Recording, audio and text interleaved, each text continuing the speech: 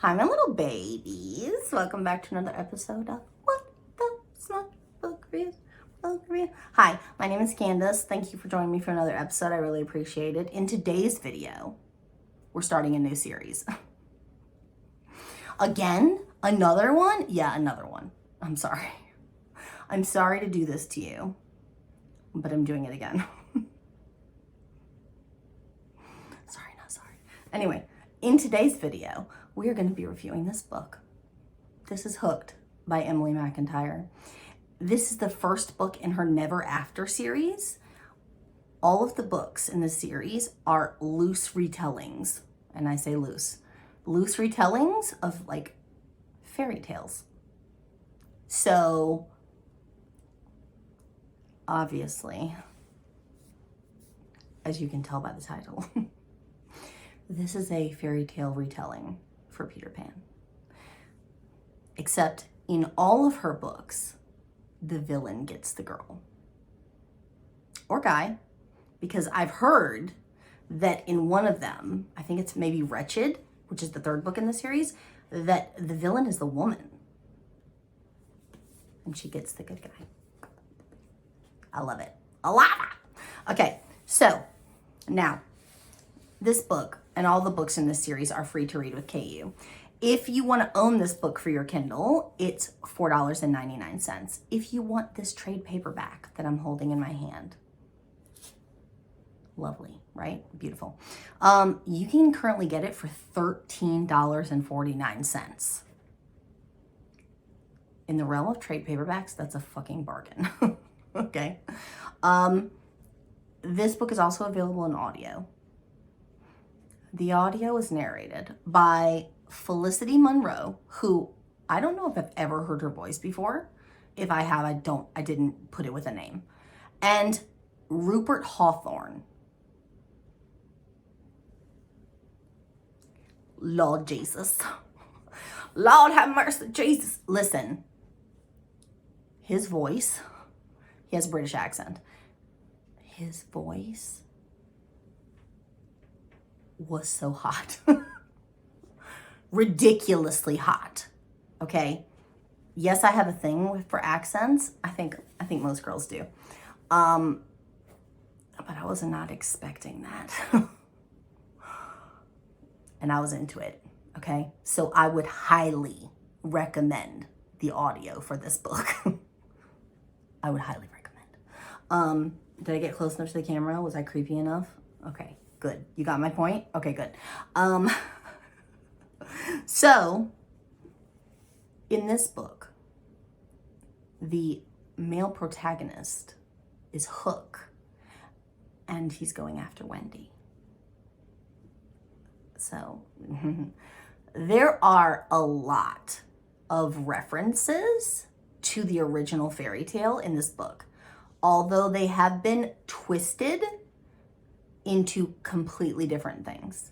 So she has taken character names and made them somebody else in relation to the main character. Or she's taken like the name of the ship and she's turned it into something else or whatever. I can't remember if she took the name of the ship, whatever. You know what I'm saying? So when I said before loosely based, a loose retelling of the fairy tale, I meant that, loose. And I've only gotten through book 2, but in book 2, it's even more loosely based. So I don't know if, for book 2, if you had never seen the original fairy tale, I don't know if you would be able to make the parallels between the two or recognize that there are references from something else. But in this one, I think everyone has heard some version of Peter Pan, right? Whether it's the Disney version or whatever. So it's easy to pick up on a lot of the references that come up in this book. Now, I wrote down that according to Amazon, this book has 338 pages. According to Candace, this book has 326 pages. So 12 pages. You fucked me out of 12 pages. I'm salty. Anyway, I'm going to read you guys the blurb, and then we'll break it down a little bit because my notes are trash. What else is new? All right, the blurb for this one says, once upon a time. I love it already. Once upon a time, there was a little boy, his belly full of laughter, his life full of joy, until one day something changed, stripped his innocence away, the hole inside making space for the devil to come and play. His dreams gone forever, he grew up way too fast, an endless night of crocodiles and watches made of glass. He grew into a villain, the taste of vengeance on his tongue, craving to make his enemies pay for the misdeeds they had done. Instead, he found a darling girl and refused to let her go. For what better way to make the man pay than to steal his little shadow? Okay. I've never read that blurb.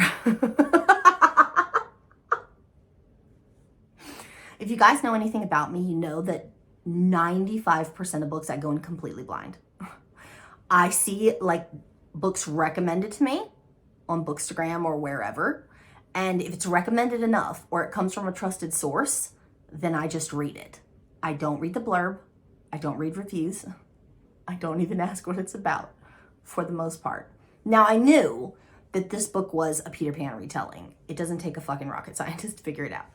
But I've never read the blurb. I did not know that it rhymed.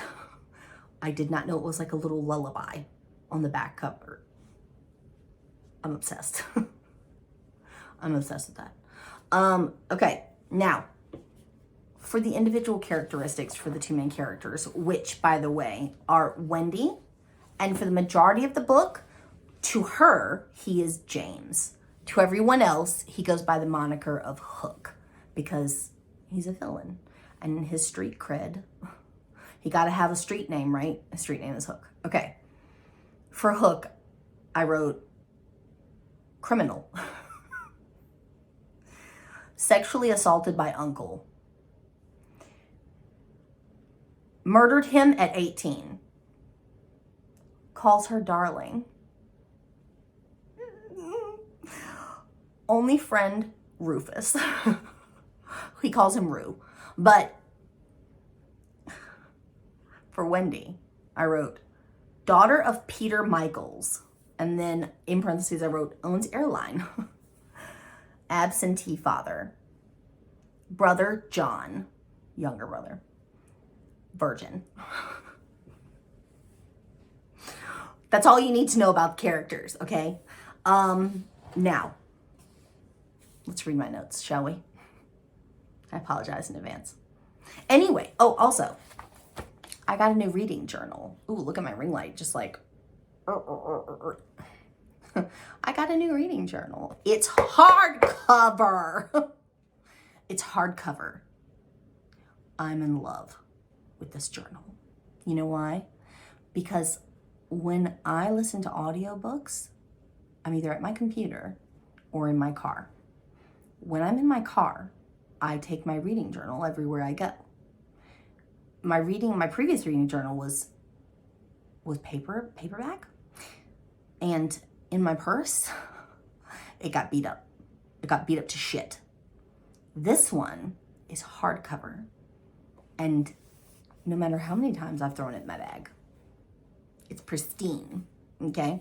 I think the only thing that I would have preferred it not have is this little bit here where it shows you like a picture of the inside pages. If she did away with that, I'd be happy. But you can tell that this journal was made by someone who legitimately reads romance, or a book reviewer, like a bookstagrammer, because inside the interior pages have, like, there's a place where you can write if you DNF'd a book. Nobody says DNF except for bloggers. Okay, book bloggers. or book reviewers. I've never heard that term used anywhere else. So you can tell that this book was created by someone who legitimately reads romance. But it has, obviously, this first page, what I liked about the book, what I disliked about the book. There's a spot for how you would put general storyline. I don't know how you would fit that in five lines, but that's fine. You can put what type of book it was, if it was ebook, audio, or paperback, etc. And then you get two more pages, and the back page is blank, which works out so well for me because, let's be honest, I'm a wordy bitch and I bled over onto this back page. I've already done it several times. Okay. But these two pages in the middle, it has overall thoughts, favorite quotes and lines. And then on the other side, it says other things I want to say about this book. So that's where I put the majority of my notes. Now, this reading journal was, I think, $14.99. So I will link it down below in the description if you're interested in buying it. I'll link it down below so you can get a copy because I'm in love. Okay. Like, this reading journal caters to everything I need. And that's meeting my specific requirements for a reading journal. Obviously the hardcover, as well as the copious amount of space that I need for my notes because I write a lot. So here we go. Let's jump into my notes, shall we? Book opens on an 18 hook killing his uncle. Uncle was molesting him. Works for crime boss Rufus, but everyone fears him more. So Rufus is the head of the organization, and at first I thought that this was going to be like a mafia type book, but in fact, it's more like they're more like a gang, right? The men who work for them are known as the Lost Boys. So you get your little reference there. Now at 26, now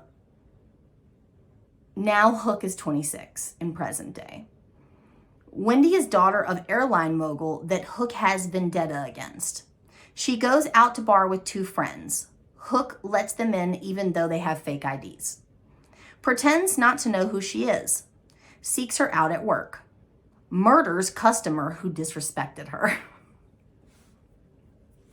Listen,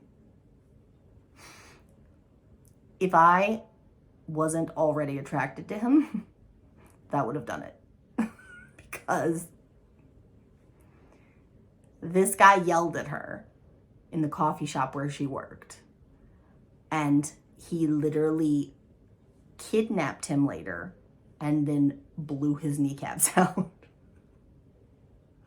I'm not sure about the kneecap thing, but I'm pretty sure he tormented the fuck out of him and was like, you don't speak that way to a lady. Okay. I was in love with him from the beginning of this book. I'm just going to say that. I loved him. Okay. Let's move on. Plans to use her, then kill her father. Takes her on a date to his home, which is a sailboat. Okay. So he does live on a boat. He has like a houseboat. Asks her to be his. Reminisces on how family died. Father took them to America for a business trip to meet with Peter. On private jet back, plane crashes. James the only survivor. Right before crash, father reads a note given by Peter right before takeoff. Present day, so that was like a flashback scene. Present day, James and Rufus go to meet Peter. Peter seems to recognize his face but doesn't say anything. Rufus goes back on his word and offers to work with Peter. Finds out someone is moving in on their territory and taking their payments. Takes Wendy back to his ship after night at bar. And then I wrote, OMG, the sex. because OMG the sex. Listen, when that man talks, girl. They have another meeting with Peter. James is late because he went with Wendy to take John to a new school. Gets to the cave where they were supposed to meet and finds Rue dead and mutilated. Thinks Wendy was working with father to distract him. Wendy's B-day comes. James breaks into her bedroom and drugs her. I'm in love with you. Kidnaps her. Keeps her locked in dark room for days. Finally takes her out to go with him to a gala to see Peter. Comes to the realization there that she didn't know anything about her father's business. He nearly kills Peter, but Wendy gets in the way. Clear he doesn't care about her life. It becomes very apparent that her father doesn't give two shits about her. Okay? Takes her back to boat. Leaves her with Smee, who is his like boat assistant. It's like he's like the caretaker for the boat. And like his, I won't say right hand, but like his right hand person. She wakes and goes down to dock to get air. He finds her and is angry. Takes her with him to new office at strip club because the bar where he originally met her gets burned down. Clearly somebody's out to get him. Interrogates drug dealer who tells him guy taking over territory goes by codename Croc, which was his uncle's nickname, his dead uncle, by the way. Loses it. Wendy helps calm him. He realizes he loves her. Lets her go.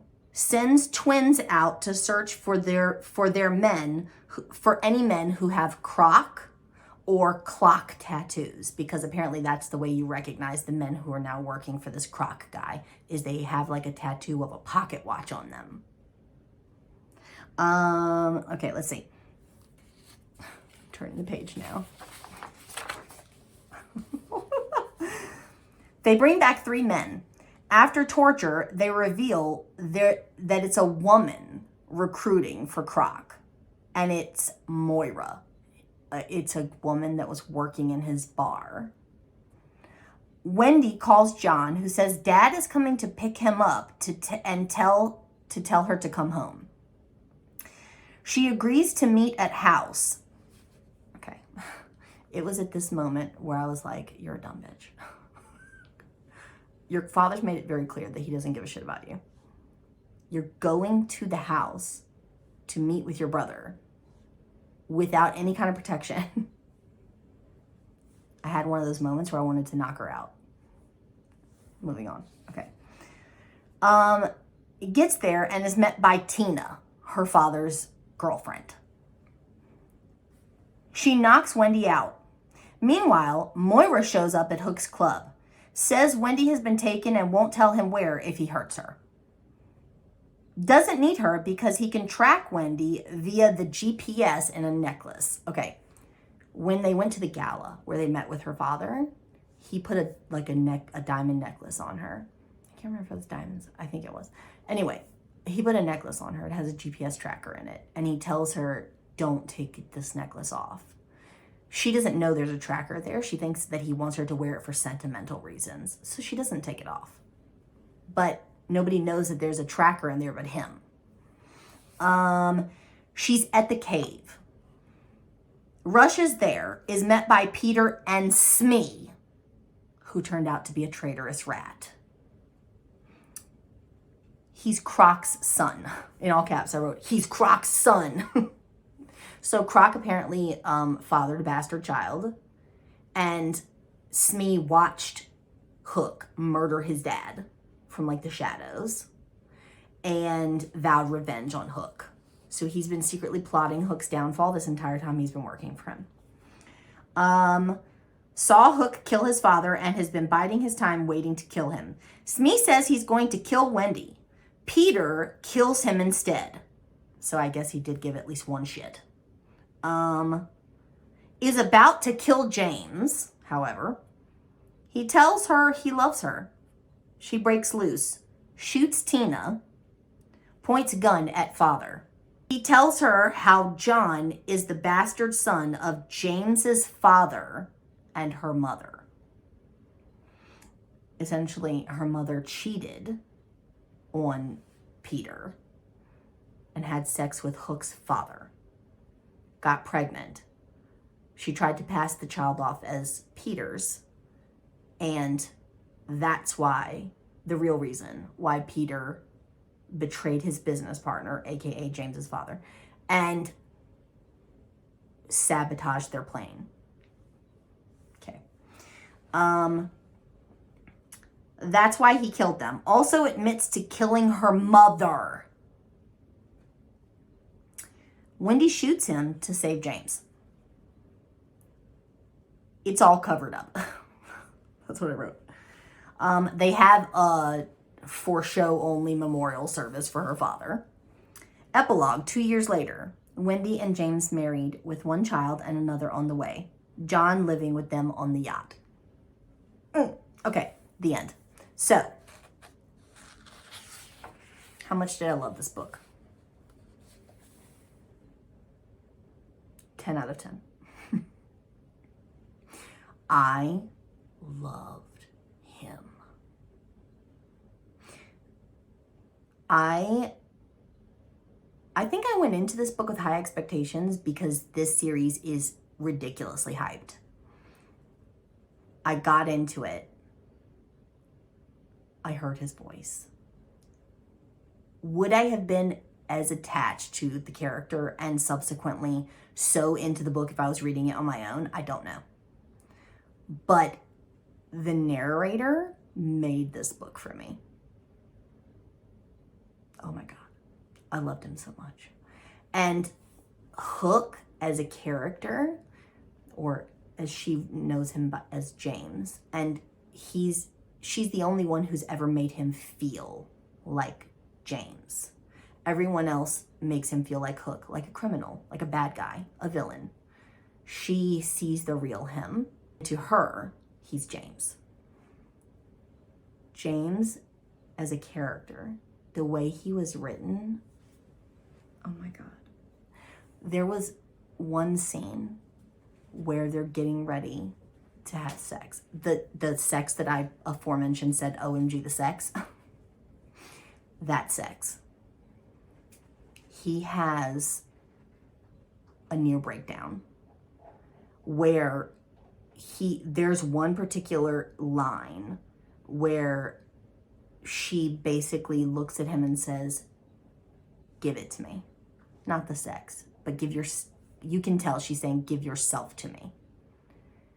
And it pains him. It's there. The emotion is there. And he says, I have nothing left to give. And she says, then give me all your nothing. Oh my God. Oh my God.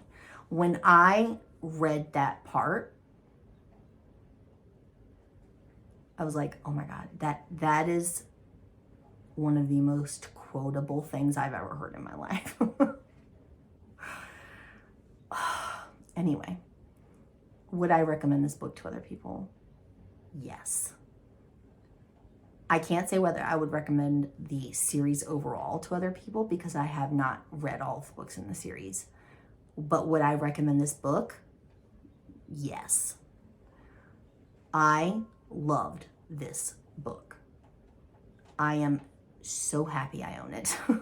I would have literally bought it within the first 2 or 3 chapters. But I already owned it because someone gifted it to me for my birthday last year. Read this book. That's all I can say. Read the book, okay? If you enjoyed this video, if you like me and you like my channel, please consider subscribing.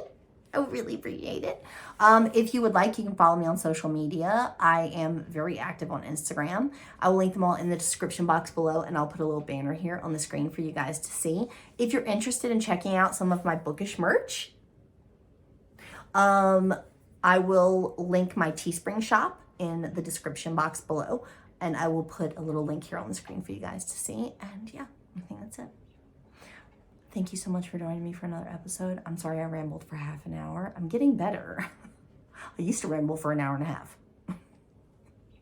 So I feel like I'm improving, but can I keep on trend? We'll see. I love you guys so much. Thank you for joining me, and I will see you on my next one. Bye. Oh my God. Candace, you're a fucking idiot. Anyway, hi. Hi, welcome to another episode of Candace, you're a fucking idiot. What else is new? Anyway, this entire video, I'm gonna be bugged out by this. Tuck you away because you're already bothering me. Anyway, hi. I know my hair looks uneven. I don't know why that is. I crinkled it. It's fine. Ignore it. Hi. Oh my God. Oh my God. Okay. My lipstick is so gross. It's so gross. I hate it. I'm getting ready to go wipe it off because I don't like it. It's literally doing like the build up, like when you can feel granules, and it's probably old. I need to throw it away. Am I a gross bitch? Yes. Do I care anything about my skin and or face? No. No, that's a lie. That's a lie. I used to not care, and I still semi don't care, but I do moisturize only because a friend on Bookstagram makes me. I love you, Yvette. Thank you. She sent me a box for Christmas that had like a really good moisturizer that she uses in it, and I've been using that moisturizer. If she hadn't gifted me that moisturizer, would I moisturize my face? Probably not. You know why? Because I've come to the realization that this is just my face. What is self-care? Buying books. Not taking care of your face. Who does that? I think Emily does that. I see her on Instagram all the time doing like videos in her bathroom mirror. So I'm pretty sure she does skincare, but Candace doesn't. Anyway, thank you for joining this little tirade. I'm done. I'll see you guys on my next video. I love you so much. Bye. Clickety click, click, click, click, clickety click, click, click, click. I know you guys love it when I listen. Can you hear that? It's not supposed to be like that.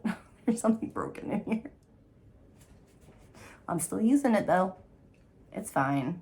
Bye.